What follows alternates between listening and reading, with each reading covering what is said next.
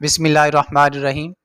Programme open mic में मैं हूं आपका मेज़बान उमर फ़ारूक, और आज जो हमारे मुअज़्ज़ज़ मेहमान हैं वो हज़रत मौलाना सईद मुजाहिद साहब, अमीर हल्का सैयदना अली मुआविया तहसील कामों की, और उनके साथ तशरीफ़ फरमा है अमीर नौजवानान तौहीद व सुन्नत तहसील कामों की हज़रत मौलाना इसहाक़ साहब। अस्सलामु अलैकुम रहमतुल्लाहि व बरकातुहू। वालेकुम अस्सलाम वरहमतुल्लाहि वबरकातुहू। सबसे पहले तो हम आप दोनों अहबाब का शुक्रिया अदा करते हैं कि आपने अपने कीमती वक़्त में से हमारे लिए कुछ वक़्त निकाला। हम आपको अपने प्रोग्राम में खुशामदीद कहते हैं। शुक्रिया। सबसे पहले तो चूँकि ये इज्तिमा का माहौल चल रहा है और तैयारियां ज़ोरों शोर से हैं, तो सबसे पहले मैं मौलाना सईद मुजाहिद साहब से पूछना चाहूँगा कि हज़रत आप अपनी तासील के बारे में कुछ बताएं कि कितनी तैयारी हो चुकी है और कितनी रह गई है, या क्या आप तैयारियां कर रहे हैं इज्तिमा के हवाले से। बिस्मिल्लाहिर्रहमानिर्रहीम। मेरा नाम सईद अख्तर कासमी, ख़तीब जामे मस्जिद उस्मानिया मंडियाला तेगा, अमीर हल्का अली मुआविया रज़ी अल्लाह तआला अन्हुमा तहसील कामों की। अल्हम्दुलिल्लाह हमारी तहसील पहले की तरह बल्कि पहले से ज़्यादा फ़आल अंदाज में अल्हम्दुलिल्लाह इज्तिमा के लिए भरपूर मेहनत कर रही है। अल्हम्दुलिल्लाह हमारे तहसील में हर गांव में, बल्कि हर गांव की हर मस्जिद में अल्हम्दुलिल्लाह यूनिट्स कायम हैं, और उन यूनिटों में से हर यूनिट वाला कारकुन अल्हम्दुलिल्लाह बड़ी मेहनत से जाँफशानी से इज्तिमा के लिए तैयारी कर रहा है। कम अज़ कम हमारे हल्का अली मुआविया रज़ी अल्लाह तआला अन्हुमा से इंशाअल्लाह कम अज़ कम 20 गाड़ियों का काफ़िला इज्तिमाए आम 13 फरवरी गुजरात सरज़मीन पीर बुखारी इंशाअल्लाहुल अज़ीज़ पीर बुखारी पे पहुँचेगा इंशाअल्लाह। तो इसके लिए सारे साथी भरपूर अल्हम्दुलिल्लाह तैयारी कर रहे हैं, और आज भी इसी सिलसिले में हमारा इजलास भी था हल्के के इजलास में भी हमने यही फ़ैसला किया कि इंशाअल्लाह हम कोशिश करेंगे जितना जल्दी हो सके इंशाअल्लाह इज्तिमाए आम में यानी पंडाल में पहुंच जाएंगे इंशाअल्लाह। और उसके अलावा मेरे ख़्याल में हमारे इस हलके में से कोई गांव ऐसा नहीं है जहां से कारकुन अल्हम्दुलिल्लाह उलमा कारकुन इज्तिमा में शिरकत ना करते होंगे।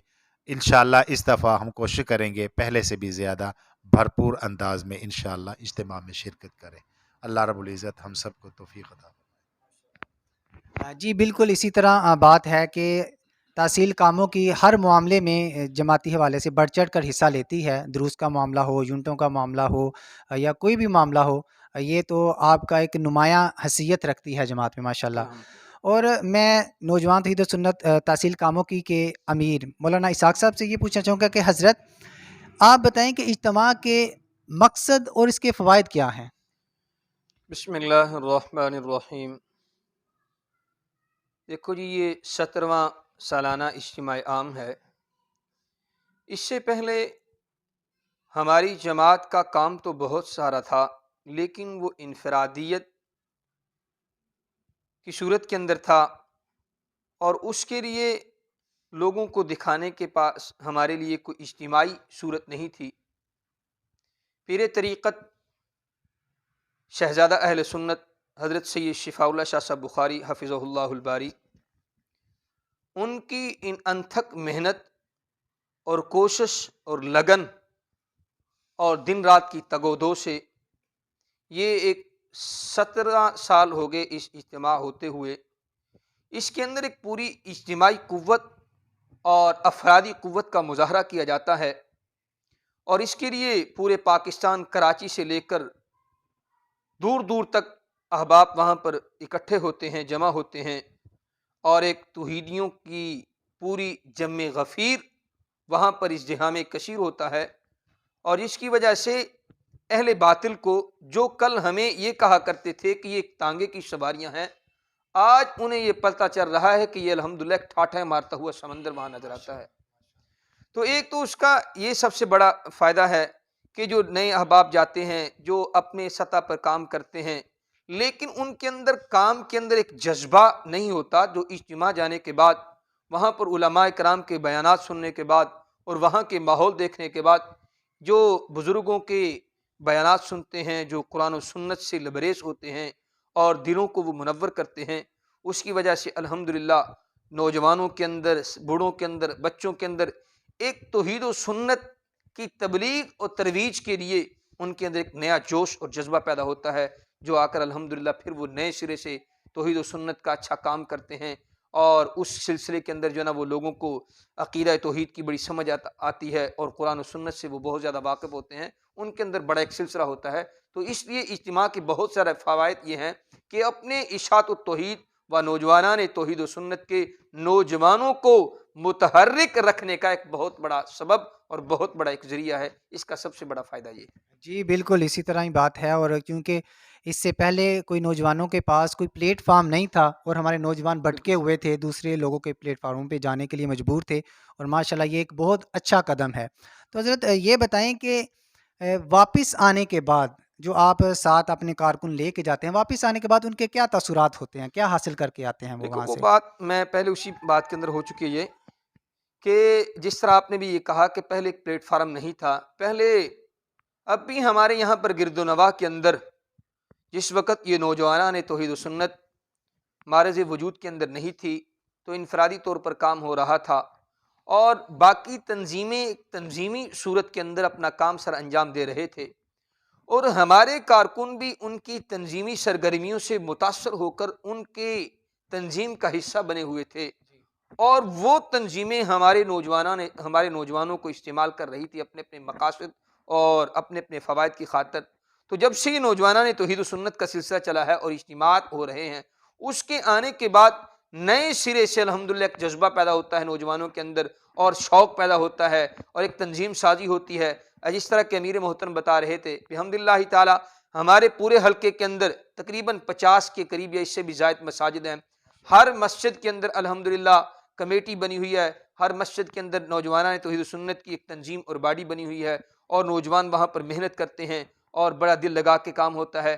تو آنے کے بعد الحمدللہ نوجوانان توحید و سنت اور نوجوانوں کے بڑے اچھے جذبات ہوتے ہیں اور اچھے تاثرات ہوتے ہیں کہ ماشاءاللہ وہاں پر ہمیں قرآن و سنت سننے کو ملا ہے، جبکہ وہی نوجوان جب دوسری جماعتوں کے پاس ہوتے ہیں، وہاں پر چونکہ باقیوں کے پاس ٹھیک ہے دین کا کام کر رہے ہیں، ہم کسی کا انکار نہیں کر رہے، لیکن باقی جماعتوں کے پاس اس طرح قرآن و سنت بیان کرنے کے لیے نہیں ہے، یا وہ کرتے نہیں ہیں کہ جس طرح ہماری جماعت اشاعت التوحید و سنہ و نوجوانان توحید و سنت الحمدللہ قرآن و سنت کو بیان کرتے ہیں، اور وہ آ کر پھر وہ کہتے ہیں کہ واقعی یار قرآن اگر سننے کو کہیں ملا ہے تو اشاعت التوحید و سنہ والا کے پاس ملا ہے، اور پھر وہاں ماشاءاللہ پورے پاکستان سے بڑے نامور، بڑے خوبصورت اور بڑے اچھے اچھے خطباء علماء آتے ہیں اور مختلف موضوعات پر اپنے جواہر اور علم کے موتی بکھیرتے ہیں، اور جس سے عوام کو اور نوجوانوں کو فائدہ ہوتا ہے، اور ان کے عقائد کے اندر مزید پختگی اور ان کے جذبوں کے اندر مزید ولولہ پیدا ہوتا ہے،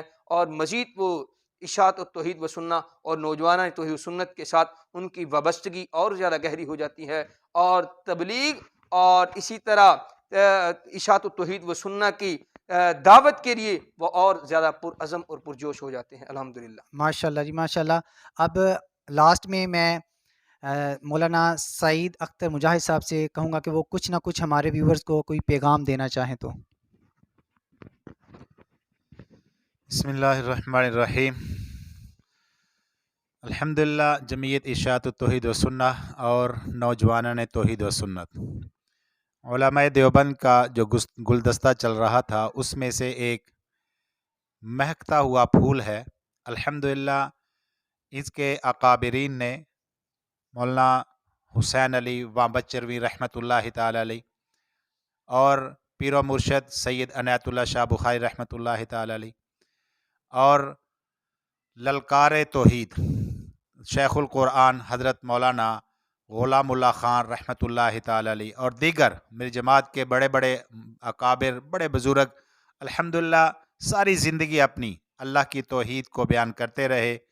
یہ ہمارا خطہ یعنی بر صغیر کا جو ہمارا خطہ ہے، بالخصوص جس وقت پاکستان ہندوستان سے الگ ہوا اس وقت جو ہے نا یہاں جہالت اور شرک و بدعات ہر طرف یہ اس کا رواج تھا، شرک و بدعت اتنا زیادہ تھا، اتنا زیادہ شرک و بدعت تھا کہ توحید کا نام لینے والوں کو بڑا اجنبی سا محسوس کیا جاتا تھا، سمجھتے تھے شاید اس نے پتہ نہیں کون سی بات کرتی ہے. لیکن الحمدللہ میرے بزرگوں نے، میرے اکابر نے، میرے پیر و مرشد سید عنایت اللہ شاہ بخاری رحمۃ اللہ تعالی علیہ نے اپنے کارواں کے ساتھ مل کر اس مشن کو لے کے آگے بڑھے.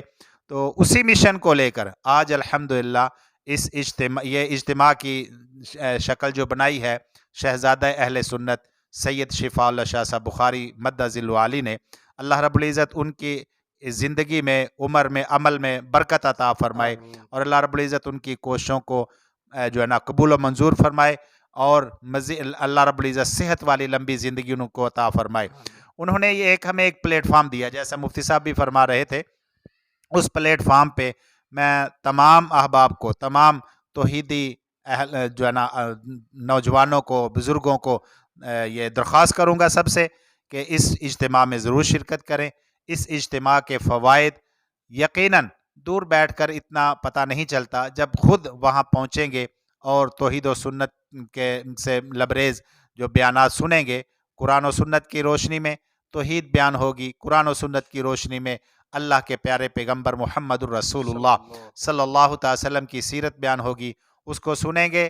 جو عقائد میں کچھ تھوڑا سا کمزوری ہوتی ہے وہ انشاءاللہ وہ ساری کی ساری ختم ہو جائے گی.